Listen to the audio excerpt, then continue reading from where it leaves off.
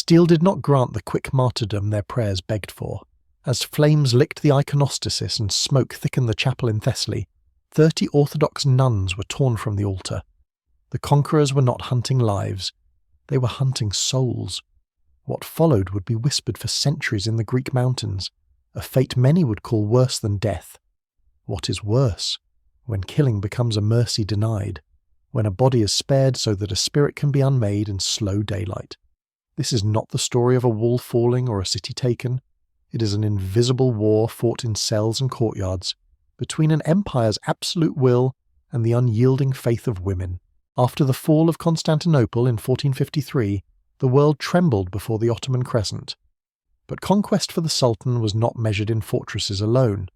It was measured in souls bent, tongues converted, and hymns silenced. For him, victory was theology. Every new province was a sermon written in the language of submission. In the high valleys of Thessaly, far from imperial eyes, convents glowed like small flames against the darkening empire. They were not fortresses of stone, but of song. Their resistance was quiet, persistent, and therefore dangerous. When the empire wished to break men, it used armies. When it wished to break faith, it sent administrators. The Bey of Thessaly, a man raised in both courtly etiquette and cruelty, understood that terror had evolved. Executions created martyrs. Women who died singing could not be erased. But conversion, that was artistry. If a nun could be persuaded to renounce her god, her defection would echo louder than any prayer. It would prove, in the Sultan's rhetoric, that the Christian soul could be unstitched thread by thread until it desired the conqueror's creed. So the Bey sent spies into the hills, mapping monasteries like military outposts. His men noted the hours of prayer, the sound of bells, the number of sisters. Reports called the convent of St. Thecla a hive of stubborn bees. The description amused him. Then smoke will do the work of fire, he said. What he planned was not a siege, it was a demonstration. To the villagers of Thessaly he would show what became of women who prayed to a defeated god. To the empire he would present proof of the Sultan's mercy, conversion without bloodshed. In his command tent, he ordered precision. No looting, no killing, capture them whole. Their faith must die breathing. And so, one night, when the wind came down from the Pindus mountains carrying the faint scent of incense, his soldiers began to move. Janissaries, elite, efficient, once Christian boys themselves, advanced under banners that glimmered red in torchlight. Behind them, the Bey's scribe prepared the proclamation already written. The convent of St. Thecla has returned to the truth. He never imagined that what awaited inside those walls would outlast both his report and his name. The raid began at the hour when prayers are softest, between matins and sunrise. The sisters were chanting in the chapel, voices weaving through candlelight. Outside, frost gleamed on the olive leaves. Then the first crash of timber shattered the dawn. Doors splintered. Smoke, shouts, the metallic cry of steel. The icon of the Virgin fell, face first, into shards of glass. Incense turned to choking dust. The Janissaries stormed through like a tide of shadows, their armour glinting as if the night itself had scales. The abbess, Mother Euphrosyne, stood unmoving before the altar. Her eyes did not plead. They searched for courage, for God, for meaning in this unholy theatre. A captain struck her across the face with the flat of his blade. She did not fall. "Where is your God now?" he sneered. "Everywhere you are not," she replied. Chains replaced prayer ropes.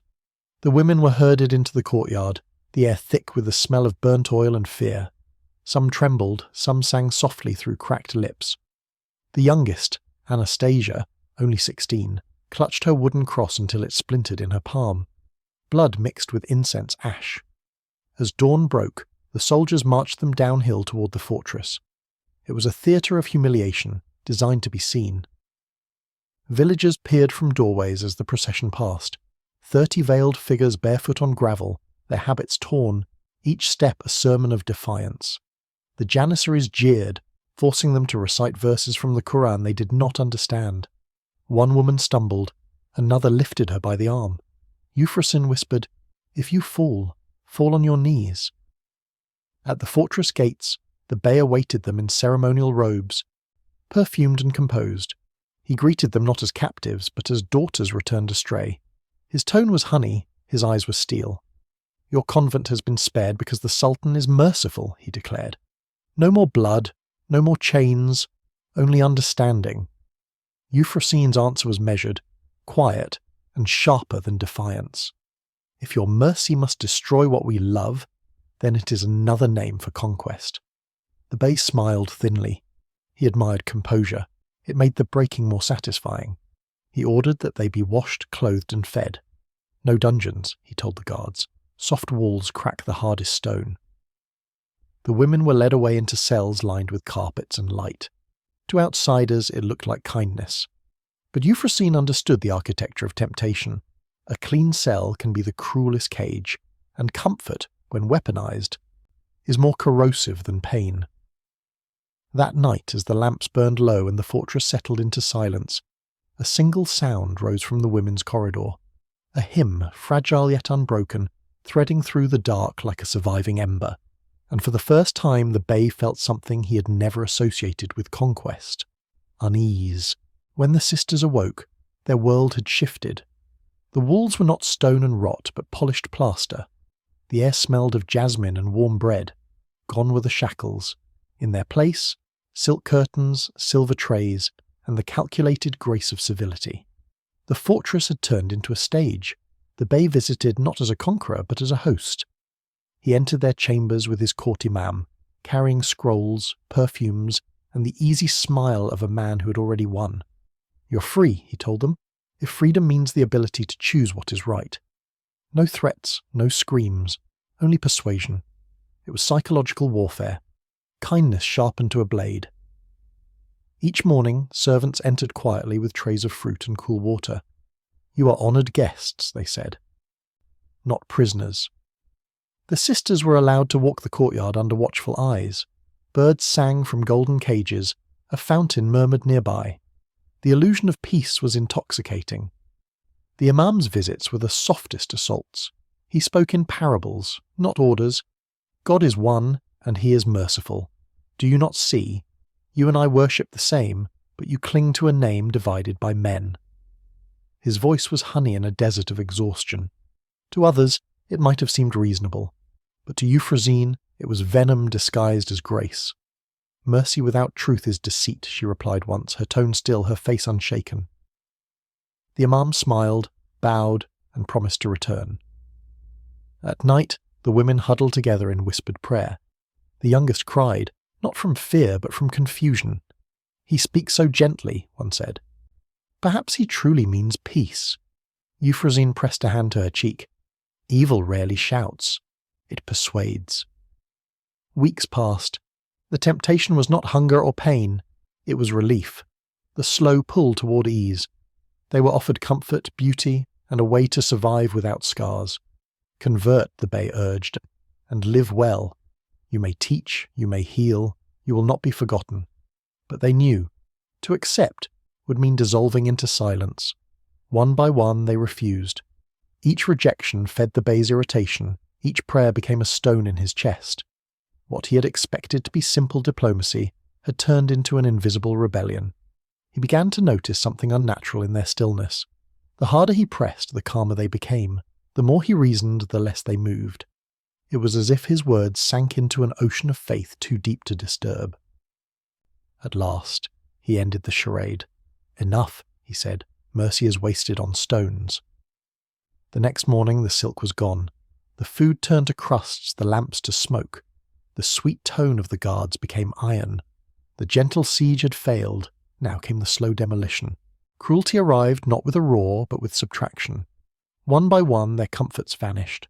The fountain drained, the windows sealed, the air soured. Their beds were replaced by straw, their bowls by crusts black with mould. The cells grew damp, and the cold clung to them like a disease. The transformation was precise. The Bey did not want martyrs. He wanted exhaustion. Faith to erode quietly under the steady drip of despair. Their names were taken first. "Numbers are cleaner," a guard said. "Habit replaced by rags, identity by anonymity." The abbess became number 1. Anastasia became number 11. To speak one another's name was to risk a beating. Days blurred into a pattern of deprivation. Bread in the morning, silence at noon, whispers at night. The women prayed not aloud but in breath, tracing invisible crosses on the air. Worse than hunger was isolation. The Bey ordered them separated. Let them doubt one another, he said. Faith cracks when it stands alone. Through the walls, guards whispered poison. Your abbess has accepted, they murmured to one. She eats well now. To another, your sister cursed you to save herself.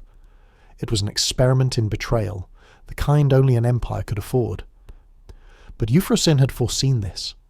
Long before their capture, she had told them, If you hear that I have renounced our Lord, it is false. Even if you see me bow, believe your heart before your eyes. That foresight became armour. The guards' lies lost their fangs. Instead of despair, a grim understanding bound them tighter. They learned to send faith through silence, tapping on walls, humming in patterns, folding meaning into the smallest gestures. When one fell ill, another tore a piece of her sleeve to wrap the wound. When one was beaten, the others prayed through clenched teeth, each strike turning pain into a collective vow. We will not yield. The Bey's fury grew. He had underestimated the architecture of conviction. Starvation could strip flesh but not meaning. So he changed tactics again. The next assault would be moral, not physical, a spectacle meant to turn sanctity into shame. He ordered a public test, a trial of charity twisted into cruelty. It would take place in the courtyard before the city's eyes. There, he would force them to choose between their vows and their dignity. It would not be enough to make them suffer. He would make them participate in their own desecration. For him, faith was only strong until it met humiliation. For them, faith was only proven when it endured it. The sun burned pale and merciless over the fortress courtyard. The Bey ordered the city's people to gather, soldiers, merchants, beggars, thieves. A crowd of hundreds pressed against the walls, murmuring like a restless sea. In the centre stood 30 women in torn garments, pale but upright, their wrists bound with rope. This was not execution. It was theatre. The Bey wanted an audience not for justice, but for corruption. These women will not renounce their faith, he declared. Let us see if their charity will. Then, with deliberate calm, he gave a signal. The gates opened and the city's outcasts stumbled in. Drunkards, lepers, criminals, the forgotten men of the streets. The guards withdrew, sealing the doors behind them. The women were alone, 30 figures surrounded by a circle of men who had known only hunger and rejection. Your scriptures say you must love the sinner, the Bey's voice echoed from the balcony. Then show us your love, or renounce your faith and walk free. It was a perverse inversion of compassion, holiness forced into contact with degradation. The crowd waited for screams. None came. Instead, the abbess Euphrosyne stepped forward. She was gaunt, her lips cracked, but her eyes, fierce and clear, seemed almost luminous in the sun. She approached the first man, a vagrant trembling with confusion and shame. Slowly she placed her hands on his head and whispered, "Brother, may you find peace in Christ." He froze. The other nuns knelt beside her, one after another. Their voices rose, not in panic but in prayer. The courtyard filled with sound, fragile, melodic, utterly fearless. The mob, primed for frenzy, faltered. One man began to weep. Another dropped his knife.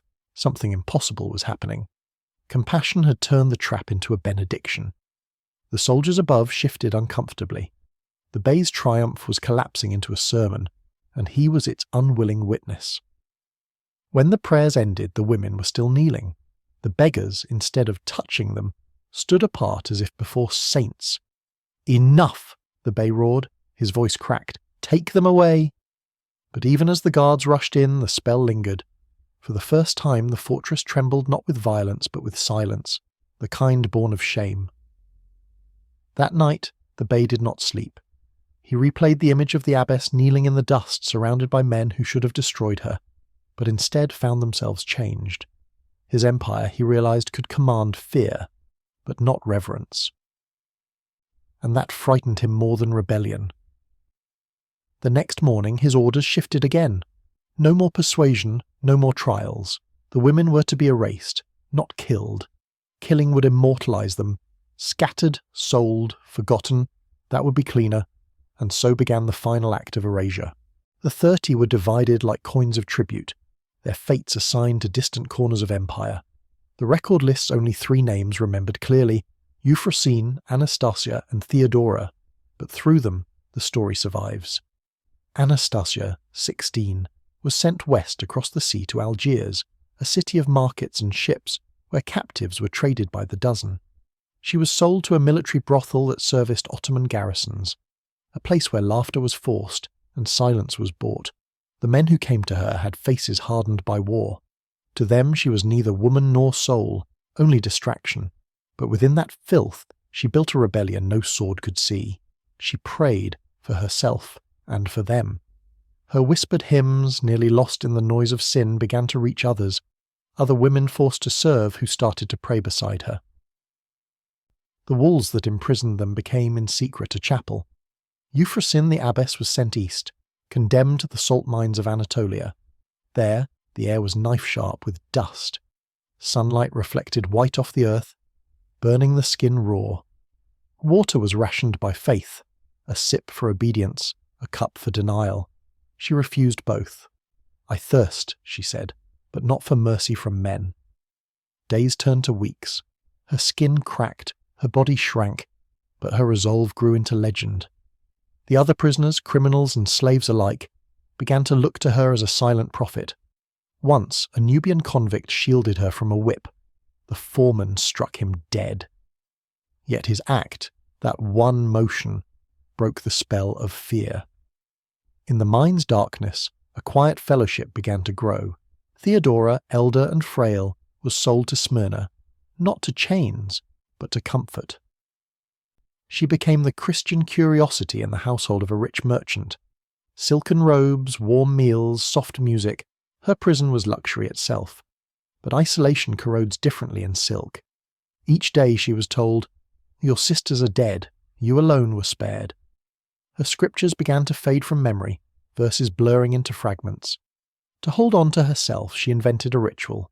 Each morning she pricked her palm with a hidden pin, a tiny sting of pain to cut through the haze and call her mind back to prayer.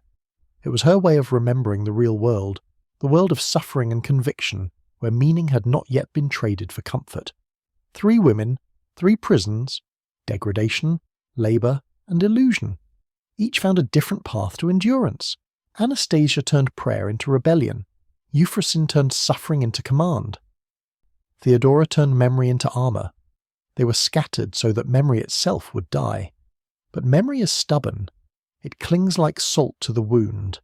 And far from Thessaly, beneath different suns, the same flame continued to burn, unseen, unfed, but immortal. Months passed. Seasons changed. But in the Empire's silent geography of punishment, time lost its measure. Each woman had been exiled into her own form of oblivion, yet within those prisons something began to stir. Not rebellion with swords, but rebellion with endurance. In Algiers, Anastasia prayed. She was barely 17 now, a child moulded by horror, but her voice, when it rose in whispered Greek hymns, sounded like something ancient. The other women listened. At first, only curiosity, then envy, then hope.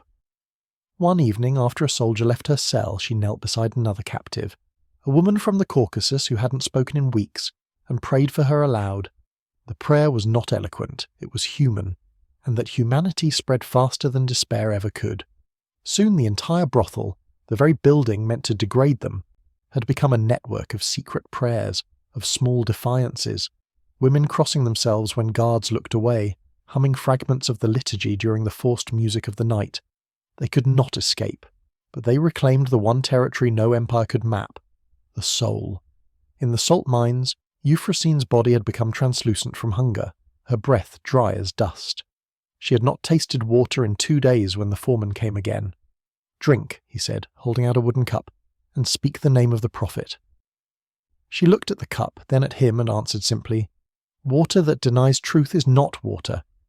He struck her to the ground, furious, but one of the slaves, the Nubian, whose name was never recorded, stepped between them and took the next blow meant for her.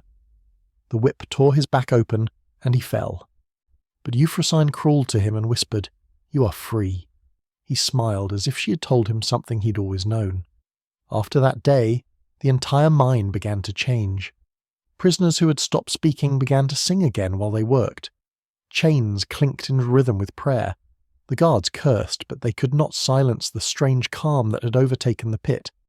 Even the Ottoman scribe who came to inspect wrote in his report, "They behave as if the salt was sacred."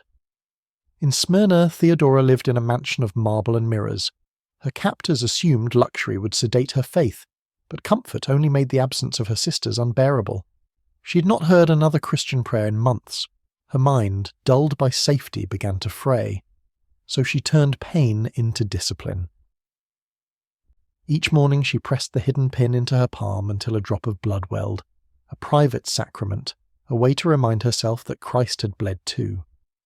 When her mistress's daughters asked her to teach them Greek letters, she used the lessons to smuggle meaning, each word chosen from the Gospels, each poem carrying a parable. Slowly, through the innocence of children, Scripture returned to Smyrna disguised as education. 3 women, 3 kinds of resistance.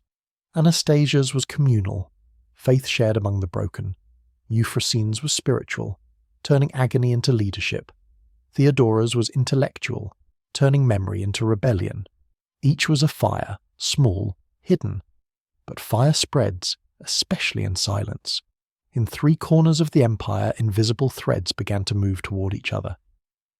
News of women who would not yield, who turned their captivity into prayer, their suffering into song, trickled along trade routes and slave lines. By the time it reached Thessaly, the tale had already grown into a legend. They called them the brides of the unbroken light. And when stories start to breathe, even empires begin to tremble. The Bey, now stationed far away from Thessaly, had grown obsessed with the one who refused him most, Euphrosine. Her defiance haunted him like unfinished business. The reports from the salt mines spoke of her as the woman who would not die. He issued one last order. Bring her up from the pit and make her an example. They dragged her from the shaft after 40 days underground, a skeleton wrapped in rags, eyes sunken yet strangely alive. She could barely stand, but when she did, even the guards stepped back. Her gaze burned like the sun refracted through glass. The execution block was placed before the prisoners. Let them see what happens to those who mock the will of God, the Bey commanded. The foreman raised the axe. The air was still, so still that the flies hovered mid-flight. Then, as the blade began to fall, a roar split the silence. The Nubian, the same man who had shielded her once, lunged forward, catching the blade with his bare, mangled hands. Blood poured, but he did not cry out. The crowd erupted. Miners dropped their picks and turned them into weapons. What followed was not battle, it was release. The guards fired muskets, slaves charged through the dust, blinded but fearless. The pit became a storm of flesh and faith. The Bey's command dissolved. The foreman vanished beneath a flood of bodies. The mine, once a tomb, had become a resurrection ground. Euphrosine did not flee. She climbed onto a broken cart and shouted above the chaos, her voice like thunder through stone. No empire owns the soul. The words echoed through the cavern, and with each echo another chain broke. That night, under the desert moon, the survivors fled toward the mountains. Some died on the way, but others reached a small valley near Antioch, where water flowed from a spring that miners said had once been dry. There they built a small chapel of salt-white stone. In Algiers the same night, perhaps by coincidence, perhaps by grace, Anastasia's circle of praying women refused to open their doors to soldiers. When torches surrounded them, they sang instead of screamed. The neighbours, hearing their voices, joined in. Soldiers, overwhelmed by noise and shame, retreated. The brothel became a refuge, and in Smyrna Theodora's pupils, the merchants' daughters, wrote her secret psalms into their books. When the imam came to question them, they recited verses of kindness and forgiveness so luminous that even he hesitated to condemn them. The same flame that had been scattered now converged in unseen harmony. The empire had built prisons to contain them. Instead, it had built pulpits. The Bey's power, once absolute, now cracked under rumours that his converted women had started uprisings, healing schools. To his horror, his name was being whispered not as the merciful governor, but as the man who made saints. He had asked once, "What is worse than death?" Now he began to learn the answer, being remembered for the wrong reason. The empire recorded victories with ink and stone. What it could not record, it buried. In the Chronicles of Thessaly, the convent of St. Thecla vanished, listed as dissolved by decree.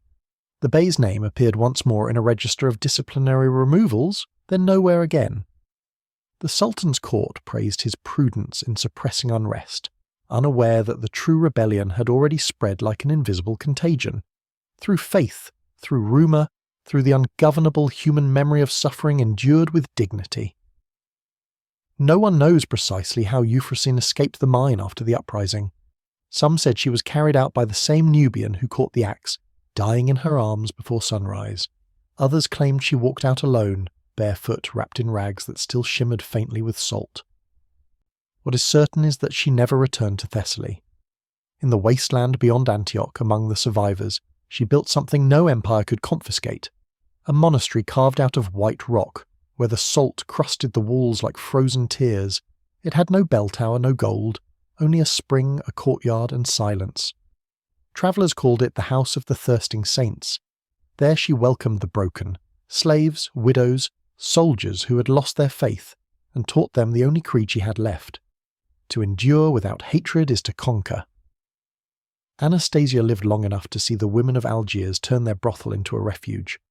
The soldiers stopped entering after one officer, drunk and trembling, confessed that every time he crossed the threshold he heard chanting in his dreams. The building became a shelter for the sick and the forgotten. She died quietly in her sleep, a rosary in her hand, the door barred not from fear, but from peace. Theodora remained in Smyrna until old age, teaching reading and prayer beneath the guise of etiquette lessons. Her students grew up to become merchants' wives and scribes, and through them the hymns she smuggled into their childhoods rippled outward into a city that had long forgotten where mercy came from. Years later, pilgrims from 3 directions, Algiers, Smyrna, and the desert, arrived in Thessaly bearing fragments of a story. Each spoke of women who would not break, of songs sung in languages their captors never learned. The people of the mountains, hearing these accounts, rebuilt a chapel over the ruins of St. Thecla. No relics, no bones, only names scratched into the plaster by trembling hands. Time softened the facts, but hardened the truth. The empire that sought to erase them dissolved into dust, its banners eaten by moths. But the legend of the 30 nuns endured, carried on the wind by shepherds, traders, and monks who whispered of the brides who fought without swords. And centuries later, when historians dug through the archives of the Ottoman provinces, they found gaps, records missing, seals broken, pages deliberately torn out. Every absence told its own story. The Bey had asked long ago, "What is worse than death?" He had believed the answer was humiliation. But history, patient and merciless, offered another, to be forgotten while those you tried to erase become immortal. Euphrosyne, Anastasia, Theodora, names the empire tried to unwrite, became the very ink of its memory. They were not saints in marble, not martyrs burned for spectacle, but survivors who turned torment into testimony. Each wound they carried became a scripture, each silence a psalm, and as long as someone, a monk, a peasant, a woman lighting a candle in secret, whispered their story, the empire's victory remained unfinished. Because erasure is a fragile victory, and remembrance, quiet, stubborn, luminous, is the one rebellion no conqueror has ever defeated.